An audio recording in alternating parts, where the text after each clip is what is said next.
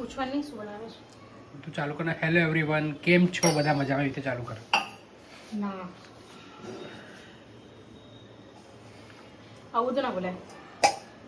હાય, hello, કેમ છો બધા? મજામાં? તો આજે આવતીકાલે ગણેશ ચતુર્થી છે, તો એની માટે આજે આપણે લાડવા બનાવીશું ઘઉંના, જે આપણે બનાવીએ છીએ એ, પણ હું ગોળમાં નહીં બુરુખાંડમાં બનાવીશ. એની માટે મેં આ લાડવાનો કકરો લોટ લઈ લીધો છે. તમે ભાખરીનો લોટ પણ લઈ શકો છો, અને જો તમે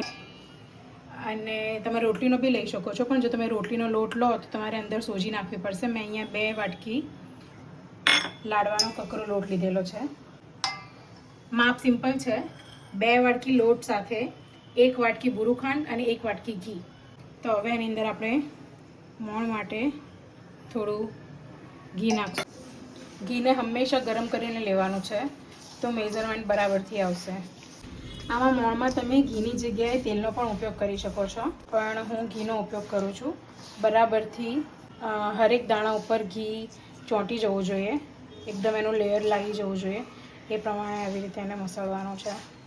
આ મેં થોડું ગરમ પાણી લીધેલું છે, એટલું પાણી જેટલા પાણીની અંદર તમે આંગળી નાખી શકો. આપણે ગરમ પાણીથી લોટ બાંધવાનો છે, એટલે જે પણ દાણો છે એ દાણો એકદમ ફૂલી જાય. આ માપથી અને આ રીતે આપણે લાડવા બનાવીશું તો એકદમ દાણેદાર અને મસ્ત લાડવા થશે. લોટ આપણે એકદમ કાઠો બાંધવાનો છે. યાદ રાખવાનું છે, આ લોટને આપણે બહુ મસળીને બાંધવાનો નથી, ખાલી લોટ એક બાઇન્ડ થઈ જાય એટલું જ કરવાનું છે. હવે આમાંથી આપણે મુઠિયા બનાવી લઈશું. બહુ જાડા અને બહુ મોટા નહીં બનાવવાના, થોડા નાના અને થોડા પતલા બનાવીશું તો એકદમ વ્યવસ્થિત રીતે તળાશે ને અંદરથી કાચા પણ નહીં રહે.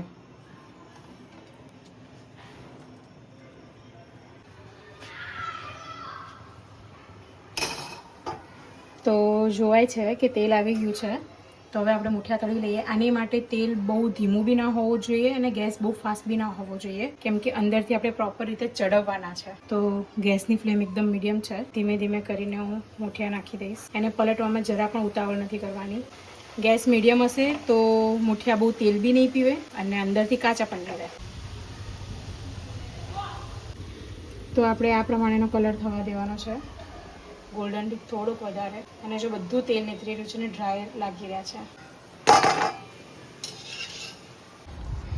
તો મુઠિયા બધા તળી ગયા છે.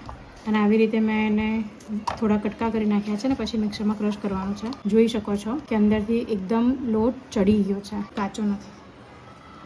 તો આપણા મુઠિયા એકદમ ઠરી ગયા છે. મેં એને ઝીણા ઝીણા હાથથી જ કાપી લીધા છે. હવે આપણે એને મિક્સરમાં ક્રશ કરી લઈએ. મિક્સરમાં ક્રશ થઈ ગયું છે, પણ હજુ આની અંદર થોડાક મોટા મોટા ટુકડા રહી જાય, એટલા માટે આપણે એને ચાળી લઈશું.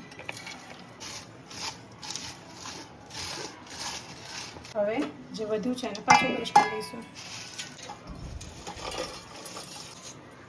તો જો આપણું આ ગ્રાઇન્ડ કરેલું લાડવાનું મિક્સચર રેડી છે.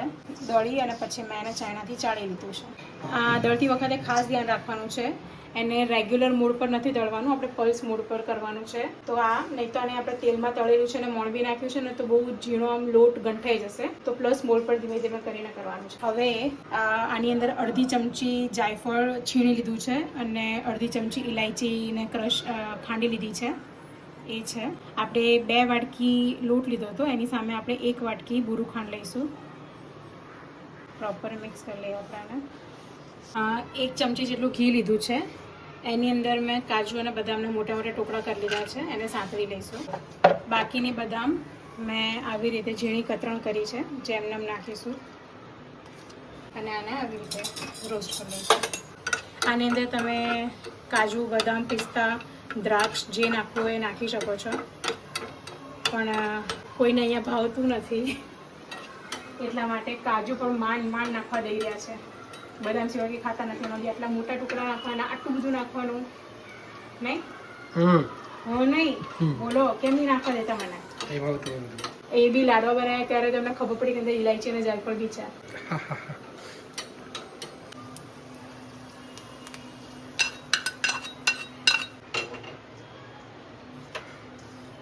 ડ્રાયફ્રૂટ ઓછા નહીં લાગતા? બરાબર છે. ઠીક છે, તમે કહો છો તો ચલો બરાબર છે. બહુ નહીં નાખવાનું. ઠીક છે. આપણે કાજુ બદામમાં ઘી કોટ થયું હશે તો આપણે આવી રીતે મિક્સ કરી લઈએ. ઉપરથી હવે આપણે થોડું થોડું ઘી નાખતા જઈએ. 1 વાટકી ઘી લીધું હતું, એમાંથી થોડુંક ઘી મેં અંદર રોસ્ટ કરવા માટે અને મોણમાં નાખ્યું હતું.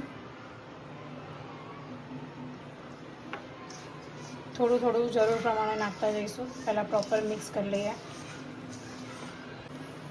તો બાકી રહેલું ઘી પણ નાખી દીધું આપણે.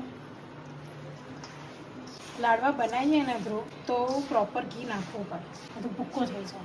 બહુ સારું.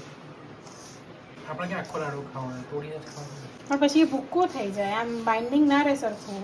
જો ના મજા આવે, બહુ બધું નાખવાનું ઘી આવે તો આની અંદર મેં સિક્કા નાખી દીધા છે. 5 સિક્કા નાખ્યા છે, ₹2 2 થઈને. હવે જોઈએ કોના ભાગમાં નીકળે છે. જો આપણે રીતે મને ઘી થોડું ઘટતું હતું જ્યારે હું લાડવા વાળતી હતી તો બાઇન્ડ સરખું નહોતું થતું, એટલે મેં અડધી વાટકી જેટલું ઘી મેં બીજું લીધું હતું આની અંદર. તો હવે જો લાડવા આવી રીતે વણાય છે, જો પ્રોપર થયા નથી પણ આવી રીતે બાઇન્ડ થવાનું ચાલુ થઈ ગયું છે, મતલબ હવે ઘી પૂરતું છે. તો આપણો લાડવો રેડી છે.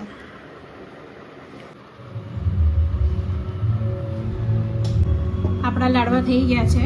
તો આવી રીતે હું એની પર ખસખસ ચોંટાડી દઉં છું.